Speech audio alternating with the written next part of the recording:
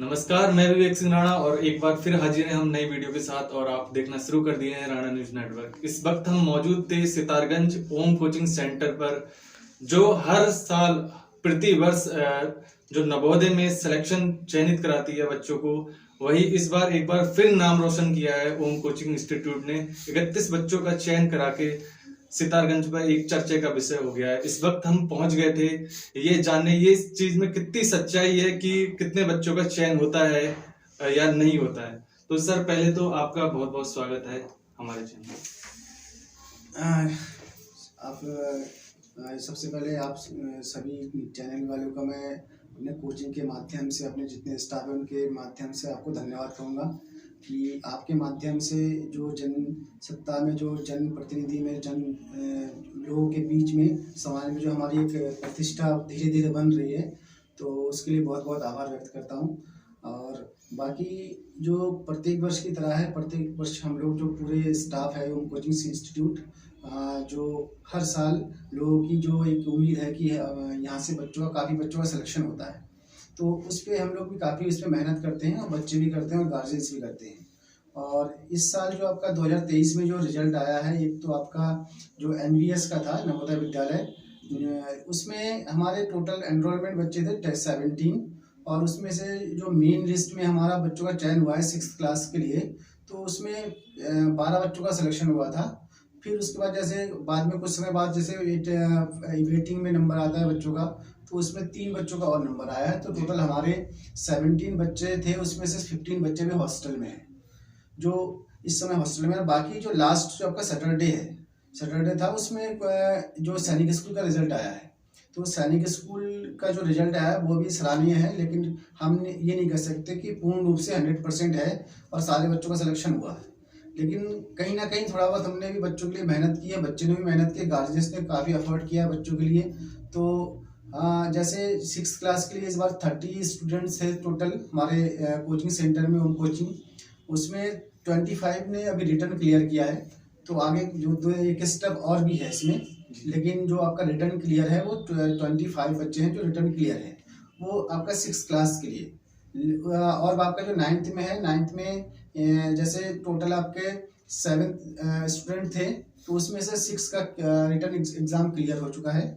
और उम्मीद करते हैं कि इसमें दोनों सेक्शन में, चाहे 6th क्लास का हो चाहे 9th क्लास का हो, कई बच्चों की उम्मीद है कि इसमें इस बार भी रिजल्ट पहले की अपेक्षा इस बार भी रिजल्ट बहुत अच्छा रहेगा।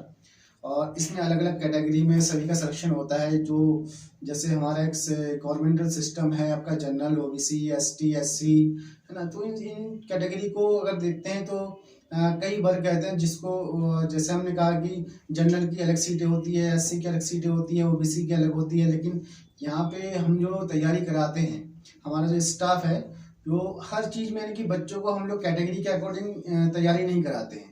हम देखते हैं कि हमारा फोकस मेन क्या है, हमारा जो टोटल जो टारगेट है वो जैसे सैनिक स्कूल में 300 का है या फिर 400 का है, हमें उसको अटैक करना होता है ना। अगर मान लीजिए किसी गवर्नमेंट बहुत समय से पहले एक दायरा बना दिया है, उससे बच्चों को थोड़ी सी सहूलियत मिल जाती है। हाँ, बच्चे इसमें बहुत अच्छा करते हैं। तो सर, जैसे आप हर साल जो बच्चों की जो क्वांटिटी है वो आप ज्यादा बढ़ाते जा रहे हैं, कि जैसे हर साल बच्चों का चयन है वो ज्यादा बढ़ रहा है। इसका मेन कारण क्या है? आप किस तरह फोकस कर रहे हैं बच्चों पे, और बच्चों की जो हर साल प्रति वर्ष बच्चों की क्वांटिटी आप ज्यादा करते जा रहे हैं?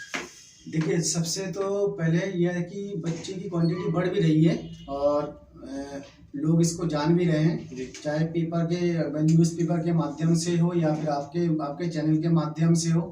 और ये मेरी अकेले की कोई चीज़ ऐसी है नहीं कि मैंने अकेला बहुत करने की। हमारा जो स्टाफ है, जैसे मैं हूँ, अर्जुन सर है और देवाशीष सर हैं, सोनाक्षी मिस है ना। ये हमारा जो स्टाफ है बिल्कुल बिल्कुल पूरी तरह से इसमें अपने जितना नॉलेज हमारे पास जो भी है, हम सोचते हैं कि बच्चों को पूरी तरह से ट्रांसफर करने की कोशिश करते हैं, है ना। और हम जब तैयारी कराते हैं तो जैसे पेरेंट्स से हम कई चीज़ों में डिस्कस करते हैं कि मान लीजिए हो सकता है कभी कभी आजकल मान लीजिए पनिशमेंट का वो समय नहीं रहा, पनिशमेंट गवर्नमेंटल ये आपका अपराध माना गया, दंडनीय अपराध है, बच्चों का पनिश नहीं कर सकते। लेकिन बच्चों को कहीं भी डिसिप्लिन में रखना है, बच्चों को बड़े अच्छे जो आपके कंपटीशन लेवल का जो एग्ज़ाम है, तो उसमें बच्चों को मुझे लगता है कहीं ना कहीं थोड़ा सा डिसिप्लिन होना चाहिए। और अपने अंदर, उनके अंदर वो चीज़ हम सोचते हैं कि बच्चों के अंदर कैसे उन चीज़ों को भरा जाए कि अपने आप मोटिवेट हो। बाहर का जो मोटिवेशन है वो ज़्यादा देर तक नहीं रहता। अगर कोई बच्चा ये सोचे कि मुझे क्रॉस करना है कोई एग्ज़ाम, तो उसे कोई फेल कर ही नहीं सकता, है ना। तो मान लीजिए कोई बच्चा नहीं चाहता है कि हमें एक एग्ज़ाम ही क्रॉस नहीं करना है, तो ना कितना भी अच्छे टीचर क्यों ना हो, नहीं करा सकते। ये जो बच्चों का सिलेक्शन है वो डिपेंड होता है। तो छोटा बच्चा है, मान लीजिए छोटा बच्चा है तो उसे अभी कुछ पता नहीं, लेकिन वो डिपेंड होते हैं टीचर्स के ऊपर और एक आपके पेरेंट्स के ऊपर।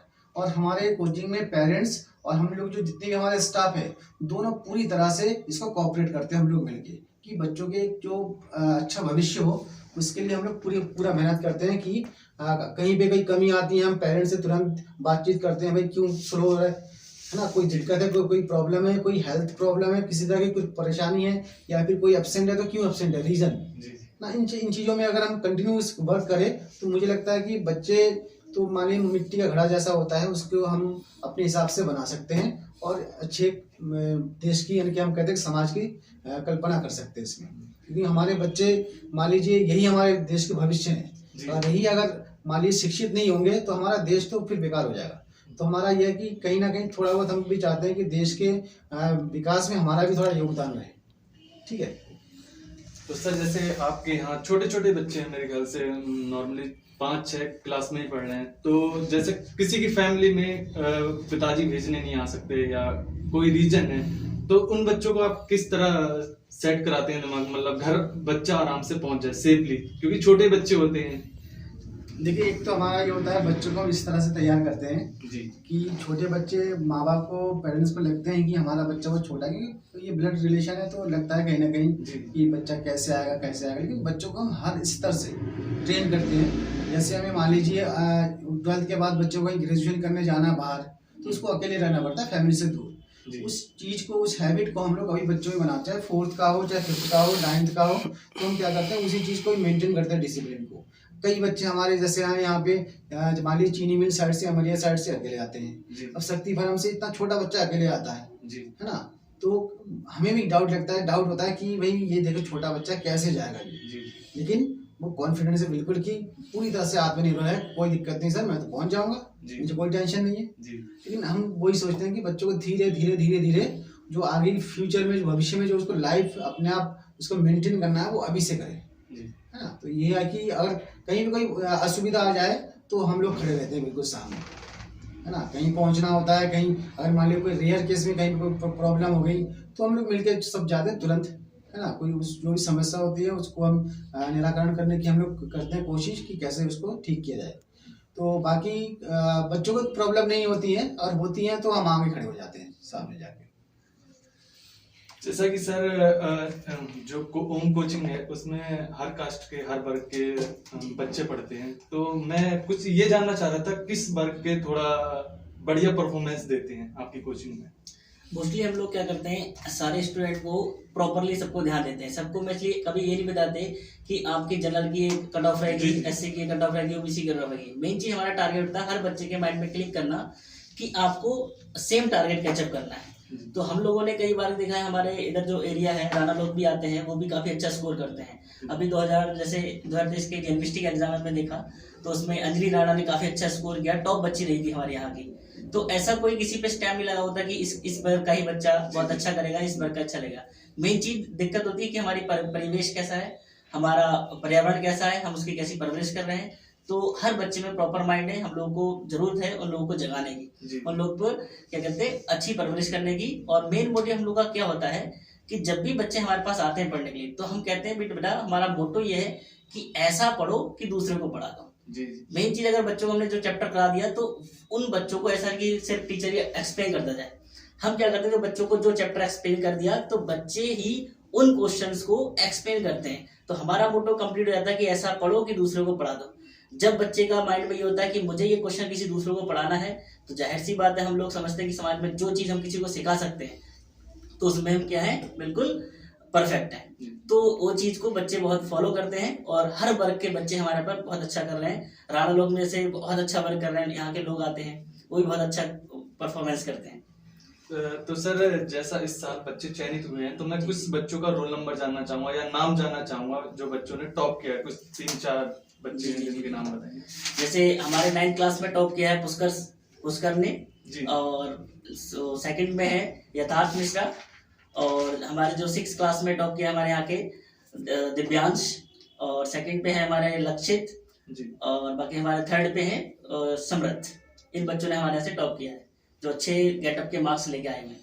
जी सर, जिस तरह से बच्चों के बहुत से डाउट्स होते हैं, जी, जी, छोटे बच्चे होते हैं कि हम घर से जा रहे हैं इतनी दूर कोचिंग पढ़ने, और वहाँ पे सर हमारे साथ कैसा बिहेव करें या कैसे रहेंगे, मारेंगे या डांटेंगे, ऐसा ऐसा सबके प्रश्न रहते हैं। मैं उस चीज को, अब जो हमारी वीडियो देख रहे हैं छोटे बच्चे भी देख रहे होंगे या उनके पेरेंट्स भी देख रहे होंगे, तो उनके डाउट्स ये होते होंगे, तो वो डाउट्स आप क्लियर करें। हाँ बिल्कुल सही। जैसे जब भी बच्चों में लगता है कि अरे हमारे कैसे हम लोग कंपेयर करेंगे किस चीज को, कैसे डाउट को सॉल्व करेंगे, तो हम लोग क्या था, जैसे फैमिली को चलाने में भी होता है कि एक बंदा स्टिक रहे, जैसे मम्मी या पापा में से एक स्टिक रहे, एक सुलह प्यार से रहे। तो जैसे अगर बच्चा अगर बिगड़ रहा है तो स्टिक वाले से पेरेंट्स या मम्मी हुआ तो पापा उसे डांट देते हैं और मम्मी उसे प्यार करती है ताकि बच्चा उस चीज को भूल जाए। इसी तरीके से हम लोग का स्टाफ का ऐसा कॉम्बिनेशन बना हुआ है कि अगर एक टीचर स्ट्रिक्ट रहता है तो एक टीचर बच्चों के साथ मजे में रहता है, प्यार से रहता है, ताकि बिल्कुल कोई भी प्रॉब्लम हो तो दूसरे टीचर को एक्सप्लेन कर सके और डिसिप्लिन ना बिगड़े। तो इसलिए हमारे यहाँ के एक स्टाफ, जैसे हमारे मिस्टर MD सर हो गए, मिस्टर प्रतोष कुमार जी, तो वो स्ट्रिक्ट तरीके से रहते हैं कि ताकि बच्चे डिसिप्लिन भी ना करें। और जैसे और भी स्टाफ रहता है बिल्कुल बच्चों के बिहेवियरिक तरह से रहते हैं, उन्हें हंसाते हैं और ऑल डेवलपमेंट पे ध्यान रखते हैं कि बच्चा कैसे खेल रहा है, कैसे उठ रहा है, कैसे बैठ रहा है, किस चीज को एक्सप्लेन कर रहा है। तो उस बीच में क्या है, हम लोग प्यार से भी रहते हैं कि बच्चे कोई भी मिसबिहेव भी कर रहे हैं तो कोई बच्चा हमें आके नॉर्मली बता सके, तो वो सारे डाउट भी क्लियर कर लेते हैं, इसलिए बच्चे सारे डिसिप्लिन में भी रहते हैं। तो जैसा कि अभी आपने देखा कि सर ने बड़ी अच्छे से एक्सप्लेन किया। अगर सर मैं बात करूं कि अगर कोई भी ओम कोचिंग में आना चाहे तो किस तरह संपर्क करे आपसे और किस तरह ओम कोचिंग में अपने बच्चों को स्टडी के लिए भेज सकता है? देखिए, पहली बात तो ये है कि ओम कोचिंग लगभग हमारे क्षेत्रवासी आसपास के जितने क्षेत्र के हैं लगभग सभी जानते हैं जी। और बाकी जो हमारा है जो ओम कोचिंग सेंटर जो आपका सितारगंज में है वो खटीमा रोड आपका जो ये SBI ATM के बिल्कुल अपर फ्लोर में है। और बाकी हमारा अगर कॉन्टेक्ट नंबर अगर चाहिए तो 7409876596। और दूसरी बात हम कहना चाहते हैं, जैसे माँ बाप बच्चों को जैसे देखते हैं ना, सर ने भी बात की है, बिल्कुल सही कहा उन्होंने। कोई बच्चे माँ का रोल अलग है, पापा का रोल अलग है, लेकिन हम लोग एक गुरु के पद में हैं तो हमें माँ बाप के दोनों का रोल निभाना पड़ता है।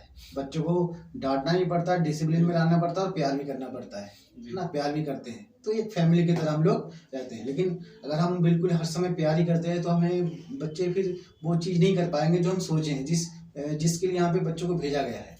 तो यहाँ पे माँ बाप का प्यार भी मिलता है और गुरु का आशीर्वाद भी मिलता है जी, है ना। और एक बात और कहना चाहेंगे, जैसे पिछली बार कई लोगों का ये था, जैसे दूर दराज के लोग हैं वो चाहते थे कि यहाँ पे रहने की कोई व्यवस्था हो, तो हम यहाँ पे बच्चों को एक रहने की सुविधा, खाने पीने की सुविधा ऐसा हो। तो हम लोग जैसे रुड़की है, आपका इलाहाबाद है और आपका कर्णप्रयाग है, ये लोहाघाट है, कि दूर दूर से लोग जो बरेली साइड से हैं वो चाहते हैं कि यहाँ पे बच्चे स्टे करें और यहाँ पे एग्जाम की तैयारी करें। तो हमारे पास ऐसी कोई सुविधा नहीं थी, लेकिन इस बार हमने कुछ ऐसा सिस्टम मैंने बनाया है कि हम लोगों ने कि अप्रैल से शायद हम लोग इसमें काम करना अभी तो शुरू तो कर दिया है, अप्रैल से स्टार्ट करेंगे इस चीज़ को कि हॉस्टल की व्यवस्था बच्चों को मिले। और हमें लगता है कि हॉस्टल की व्यवस्था अगर हम लोग कर पाते हैं अच्छी तरह से, तो बच्चे जो हमसे मान लीजिए इवनिंग में हमसे चले जाते हैं, दूर घर चले जाते हैं, वो टाइम हमारे साथ स्पेंड करेंगे नाइट में। तो बच्चे को हम लोग एक शेड्यूल देंगे, जैसा कि मान लीजिए कैंपस में एक डिसिप्लिन, कब उठना है, कब सोना है।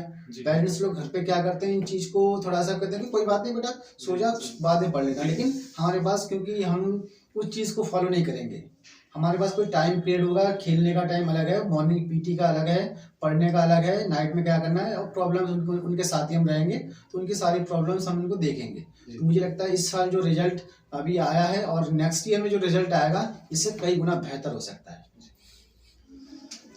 तो जैसा कि अभी आपने सुना, दोनों सर ने बड़ी अच्छे से सारी चीज को एक्सप्लेन किया। अगर आप ओम कोचिंग में आना चाहते हैं तो डिस्क्रिप्शन में आपको नंबर दे दूंगा, आप कांटेक्ट करके सर से बात करके अपने बच्चों को यहाँ पे चयनित करा सकते हैं और अच्छा सा सिलेक्शन, अच्छा सा भविष्य तय कर सकते हैं। ऐसी वीडियो हम लाते रहेंगे, देखते रहिए आज।